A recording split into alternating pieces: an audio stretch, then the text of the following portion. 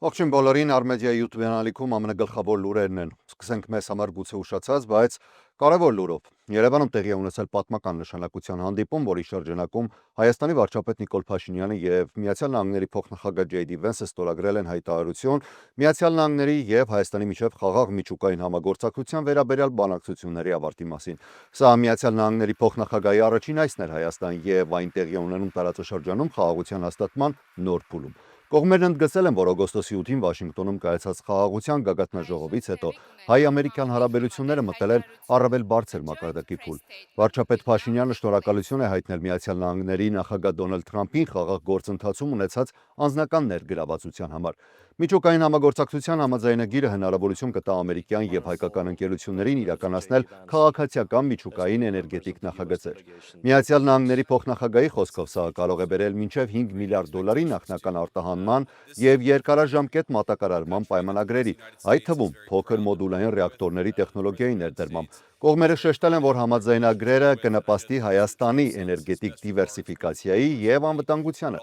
Բացի էներգետիկ ոլորտից հայտարարվել է բարձր տեխնոլոգիաների ուղղությամբ համագործակցության ընդլայնման մասին։ Միացյալ Նահանգները տրամադրել է արտահանման լիցենզիաներ բարձր ռեզոլյուցիան NVIDIA չիպերի վաճառքի համար, որոնք կօգտագործվեն Հայաստանում արհեստական բանականության եւ տվյալների կենտրոնների զարգացման նպատակով։ Ռազմական համագործակցության շրջանակում հայտարարվել է 11 միլիոն դոլար արժողությամբ դիտարկման անօդաչու սարքերի վաճառքի մասին։ Փոխնախագահ Վենսը նշել է, որ ժամանակակից պաշտպանական տեխնոլոգիաները կարևոր են խաղաղության պահպանման եւ զսպման մեխանիզմների համար։ Կողմերն անդրադարձել են նաև տարածաշրջանային հաղորդակցությունների բացման, տնտեսական կապերի խորացման եւ խաղաղության խաչմերուկ նախաձեռնության իրականացման ընթացքին։ Երկու երկրների ղեկավարներն էլ հայտարարել են, որ ստորագրված փաստաթղթերը նոր սկիզբ են հայ-ամերիկյան ռազմավարական գործընկերության համար եւ կարող են էական ազդեցություն ունենալ ինչպես տարածաշրջանային, այնպես էլ գլոբալ մակարդակում։ Լոս Անջելեսի քաղաքապետ Քերեն Բասը մտնում է բարդ վերընտրական պայքարի փուլ, քանի որ շարունակում է բախվել նախորդ տարվա կործանարար անտառային հրդեհների հետևանքներին եւ քաղաքապետարանի հասցեին հնչող քննադատություններին, սկսած փողոցների վերանորոգումից մինչեւ անօթևանության խնդիրը։ Թեկնածուների գրանցման վերջնաժամկետը այս շաբաթօրն է հունիսի 2-ին կայանալիք նախընտրական ընտրություններից առաջ։ Բասը դեմոկրատ քաղաքապետը եւ այդ պաշտոնը զբաղեցնող առաջին սևամորթ կինը արդեն լուրջ մրցակիցներ ունի։ Տեխնոլոգիական ձեռնարկատեր եւ բարեգործական կազմակերպության հիմնադիր Ադամ Միլլերը, հեռուստատեսային աստղ Սպենսեր Փրատը, որը կորցրել էր իր տունը մահաբեր Փալիսեյդս հրդեհի ժամանակ, եւ համայնքային կազմակերպիչ Ռեյ Հուանը։ Ուշ հայտ է ներկայացրել նաեւ քաղաքային խորհրդի անդամ Նիթիա Ռամանը, որը նախկինում աջակցել էր Բասին, սակայն այժմ փորձում է նրան պաշտոնանկ անել։ Թեև ընտրությունները պաշտոնապես ոչ կուսակցական են, պայքարը ձևավորվում է հստակ քաղաքական բաժանարար գծերով։ Անօթևանությունն ու կյանքի բարձր արժեքը լինելու են գլխավոր թեմաները։ Քաղաքը գտնվում է անկայուն փուլում։ Կյանքի բարձր արժեքը, վարձավճարներ, հարկեր, մթերք, մշտական դժգոհության աղբյուր է։ Քաղաքի փողոցներն ու մայթերը հաճախ աղբանոց են իջեցնում եւ վնասված են։ Ներգաղթի խստացված գործողությունները նույնպես ցնցել են քաղաքը։ Թեև ուսումնասիրությունները ցույց են տալիս անօթևանության որոշակի նվազում, ճամբարները շարունակում են մնալ։ Տեխնացուները խուսափել են հնարավոր երկու ուժեղ մրցակիցներից, դա Ռիկ Կարուզոն է, որը որոշեց չմասնակցել, եւ Լոս Անջելեսի շրջանի վերահսկիչ Լինսի Հովարդը նույնպես հայտարարեց, որ չի առաջադրվի։ Սավանակ Գաթրին նոր տեսանյութ է հրապարակել հայտարարելով, որ իր ընտանիքը գտնվում է հուսահատության մեջ, որոնելով անհետացած մայրիկին Նենսի Գաթրին։ 84-ամյա Գաթրիի անհետացումը լայն արձագանք է ստացել ողջ երկրում, սկսած նախագահ Դոնալդ Թրամփից, մինչև սոցիալական ցանցերում ակտիվ հետաքննող օգտատերեր, որոնք տարածում են վարկածներ եւ տեղեկություններ։ FBI-ը Թեքսասի, Կալիֆոռնիայի, Արիզոնայի, Նյու Մեքսիկոյի խոշոր քաղաքներում տեղադրել է թվային գովազդային վահանակներ օգնության կոչով։ FBI-ը առաջարկում է նաև $50,000 պարգևավճար տեղեկատվության համար։ Վերջին շաբաթվա ընթացքում մի շարք լրատվամիջոցներ ստացել են ենթադրյալ փրկագնի նամակներ։ Առնվազն մեկ նամակում նշված են եղել գումարի պահանջ եւ վճարման վերջնաժամկետ։ Առաջին ժամկետը անցել է նախորդ 5 շաբթի, երկրորդը սահմանվել էր այսօր երեկոյան։ Իրավապահ մարմինները չեն հաստատել նամակների հավաստիությունը, սակայն նշել են, որ բոլոր տեղեկությունները լրջորեն ստուգվում են։ Շաբաթավերջին քննիչներ իրականացրել են լրացուցիչ գործողություններ ինչպես հարևանությամբ, այնպես էլ այլ վայրերում։ Շերիֆի վարչությունը հայտնել է, որ մինչև այս պահը չեն հայտնաբերվել կասկածյալներ, հետաքրքրություն ներկայացնող անձինք կամ տրանսպորտային միջոցներ, որոնք կարող են կապված լինել գործի հետ։ Իրավապահ մարմիններն անդադար աշխատում են։ Օր ու գիշեր փորձում են նրան տուն վերադարձնել, փորձում են նրան գտնել։ Նրան տարել են եւ մենք չգիտենք ուր, եւ մեզ պետք է ձեր օգնությունը։ Ես խնդրում եմ ոչ միայն աղոթել, այլև անկախ նրանից որտեղ է գտնվում, նույնիսկ եթե հեռու եք Տուսոնից, եթե ինչ-որ բան տեսնեք, ինչ-որ բան լսեք, եթե որևէ բան ձեզ տարօրինակ թվա, տեղեկացնեք իրավապահ մարմիններին։ Մենք հուսահատության ժամի մեջ ենք, եւ մեզ պետք է ձեր օգնությունը։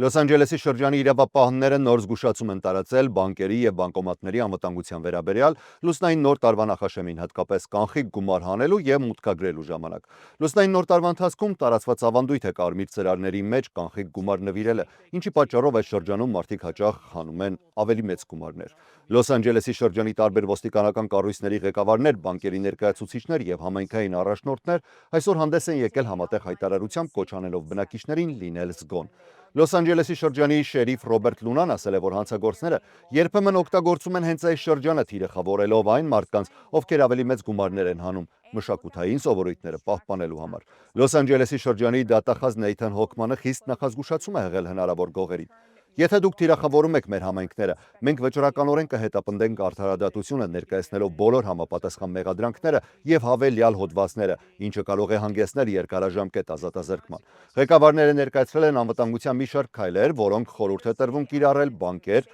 կամ բանկոմատներ այցելելիս։ Եղեք ուշադիր եւ հետևեք ձեզ շրջապատող անձանց։ Խուսափեք մեծ պայուսակներ կրելուց, թանկարժեք զարդեր կրելուց կամ մեծ քանակի կանխիկ գումար ցուցադրելուց։ Զգոն եղեք անծանոթների կողմից կիրառվող շեղող հնարքներին, օրինակ հագուստի մասին հաճախոսություն անելուն, գծված գումար վերադարձնելուն կամ մեքենան ստուգելուն։ Եթե կարծում եք, որ ձեզ հետևում են, զանգարեք 911 կամ գնացեք մոտակա ոստիկանական բաժանմունք։ Ավտոմեքենան կայանեք լավ լուսավորված վայրերում, մուտքերի կամ մարդաշատ տարածքների մոտ։ Մեքենա նստելուց անմիջապես հետո կողպեք դռները։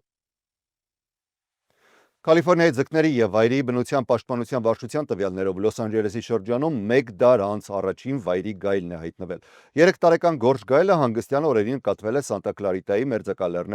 դառնալով տարածաշրջանում 1920-ականներից ի վեր առաջին հայտնի վայրի գայլը։ Նրա այցը կարճատև է եղել։ Երկուշաբթի կեսօրից հետո գայլը վերջին անգամ արձանագրվել է հարավարևմտյան Քերն շրջանում Լոս Անջելեսի շրջանի սահմաններից անմիջապես դուրս։ 2025 թվականի մայիսին նրան բռնել եւ հետևող սարք էին ամրացրել։ Գորշ գայլերի համար ներկայումս զույգավորման կամ տարածք փոխելու սեզոն է, ուստի բնական է, որ նրանք շարժման մեջ են։ Գայլերը կարող են անցնել հարյուրավոր, նույնիսկ հազարավոր մղոններ։ Կալիֆորնիայում գորշ գայլերը գրեթե ամբողջությամբ ոչնչացել էին մինչև 1924 թվականը եւ բնական ճանապարհով աստիճանաբար վերադարձել են նահանգ։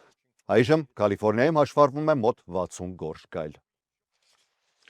Նյու Յորքի քաղաքային իշխանությունները հայտնել են, որ շաբաթը վերջին գրանցված ցրտի հետևանքով եւս մեկ մարդ է մահացել փողոցում եւ զոհերի ընդհանուր թիվը հասել է 18-ի։ Քաղաքապետ Զոհրան Մամդանին հայտարարել է, որ վերջին օրերին Նյու Յորքում գրանցվել են այս ձմռան ամենացածր եւ ամենավտանգավոր ջերմաստիճանները։ Սկսած հունվարի 19-ից մոտ 1400 մարդ տեղափոխվել է ապաստարաններ եւ անվտանգ վայրեր։ Բացի այդ 33 անց հարկադիր է տեղափոխվել համապատասխան հաստատություններ, քանի որ գնահատվել է, որ նրանք վտանգ են ներկայացնում իրենց կամ այլոց համար։ Քաղաքապետարանի տվյալներով ավելացվել է ապաստարանային հզորությունը, բացվել են լրացուցիչ 64 հյուրանոցային համալիրներ, ինչպես նաև համագործակցություն է սկսվել մի շարք կազմակերպությունների եւ դպրոցների բուժքույրերի հետ փողոցային մարդկանց հայտնաբերելու եւ ներս տեղափոխելու նպատակով։ Բարելավվել է նաև թեժգից 311 ծառայությունը, կրճատելով անօթևան անձի մասին ահազանգելու արձագանքման ժամանակը գրեթե կիսով չափ։ Քաղաքային իշխանությունները նշում են, որ մինչև առաջիկա օրերը ջերմաստիճանը չի բարձրանա սառեցման կետից վեր եւ նույնիսկ 35 աստիճան նստ Ֆարենհայթի չի համարվում բավարար ջերմություն։ Քաղաքապետարանը կոչ է անում բնակիչների մնալ տանը, պահպանել անվտանգության կանոնները եւ ուշադրություն դարձնել միմյանց, հատկապես խոցելի խմբերին։ Վերջին ամիսներին ուսանողական վարկեր ունեցող միլիոնավոր ամերիկացիներ հայտնվել են անորոշ իրավիճակում։ Վարկերի հարկադիր հավաքագրումները մի պահ վերսկսեցին, ապա կրկին հետաձգվեցին, միաժամանակ փոխվել են ներման եւ մարման ծրագրերի պայմանները։ Բայդենի վարչակազմի կողմից ներկայացված Safe մարման ծրագիրը, որը համարվում էր ամենաներդաշնակ պայմաններով տարբերակներից մեկը, ավարտվել է հաշտության համաձայնագրով։ Դրա շրջանակում կրթության նախարարությունը հայտարարել է, որ այլևս նոր դիմորդներ չի ընդունելու եւ գործող 7.5 միլիոն վարկառուները պետք է տեղափոխվեն այլ մարման ծրագրերի։ Մինչև նոր անցումային մեխանիզմի մշակումը փորձագետները խորհուրդ են տալիս վարկառուներին ակտիվորեն ուսումնասիրել այլ տարբերակները եւ ժամանակ չկորցնել։ Վարկառուները կարող են դիմել եկամտի վրա հիմնված մարման ծրագրերին, IBR-ին, PAY-ին եւ ICR-ին։ Այս ծրագրերում ամսական վճարումները հաշվարկվում են որպես եկամտի տոկոս, ոչ թե ընդհանուր պարտքի չափով, ինչի արդյունքում հաճախ ավելի ցածր վճարներ են սահմանվում, սակայն մեծ պահանջարկի պատճառով դիմումների մշակումը կարող է ուշանալ։ Հանրային ծառայության վարկերի ներում ծրագրում առայժմ պաշտոնական փոփոխություններ չեն մտցվել, սակայն նախագահ Դոնալդ Թրամփի վարչակազմը հայտարարել է, որ ցանկանում է վերանայել որոշ շահառուների համապատասխանությունը։ Այս առաջարկը բողոքարկվում է 20 նահանգների կողմից եւ ակնկալվում է, որ այն կարող է ուժի մեջ մտնել հուլիսին։ Մինչև այդ վարկառուներին խորհուրդ է տրվում շարունակել վճարումները։ Դաշնային ուսանողական վարկերի հարկադիր հավաքագրումները ժամանակավորապես կասեցված են, սակայն հստակ ժամկետ էլ դեռևս չի հայտարարվել, թե երբ է վերսկսելու։ Վարկառուն համարվում է դեֆոլտում, եթե առնվազն 270 օր չի կատարել վճարում, իսկ դեֆոլտի դեպքում հնարավորություն է տրվում դիմել վերականգնման ծրագրի, որի շրջանակում սահմանվում է նվազեցված վճարման ծրագիր։ Հաջող 5 վճարումից հետո աշխատավարձից պահումները դադարեցվում են։ Վարկառուները կարող են նաև միավորել մի քանի դաշնային վարկերը մեկ վարկի մեջ studentaid.gov կայքում։ Գործընթացը տևում է մոտ 60 օր եւ թույլատրվում է ընդամենը մեկ անգամ։